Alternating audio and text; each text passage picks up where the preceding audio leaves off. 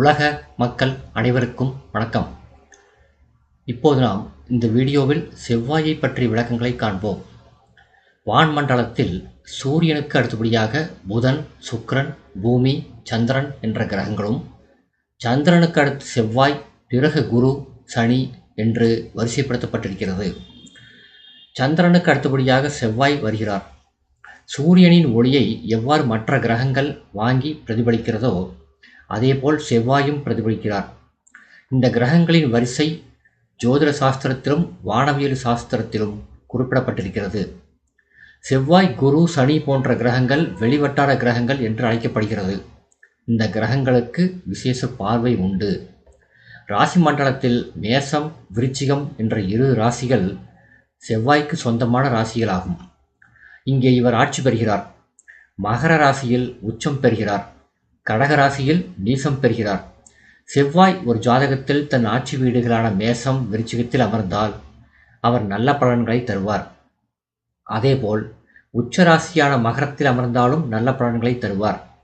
நீச வீடான கடகத்தில் அமர்ந்தால் செவ்வாய் நல்ல பலன்களை தர இயலாது. ஆனால் நீசமான செவ்வாய் நீச பங்கம் பெற்றால் நல்ல பலன்களை தருவார். செவ்வாய் ஒரு ஆண் கிரகம்.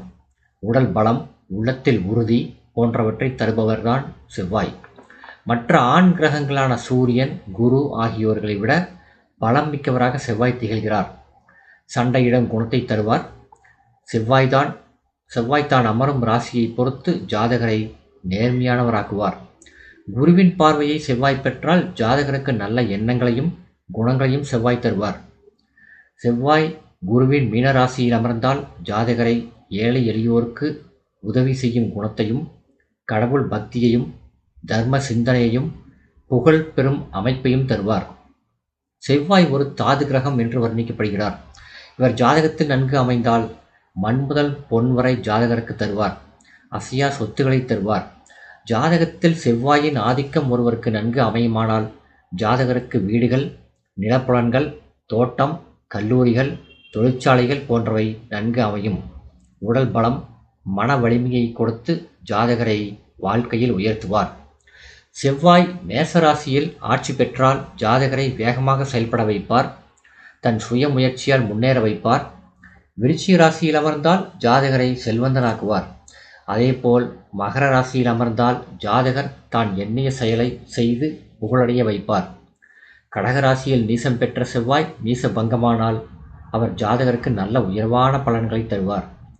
குருவின் வீடான தனுசு ராசியில் செவ்வாய் அமர்ந்தால் நல்ல தைரியத்தையும் விவேகத்தையும் தருவார்.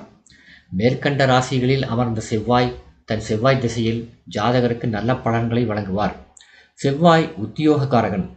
அதனால் இராணுவம், காவல்துறை போன்ற துறைகளில் உத்தியோகத்தில் அமர வேண்டுமானால் செவ்வாய் ஜாதகத்தில் பலம் பெற்றிருக்க வேண்டும். பொதுவாக வீரம் நிறைந்த செவ்வாய் தனுசு ராசியில் அமர்ந்தால் ஜாதகருக்கு விவேகத்தை தருவார்.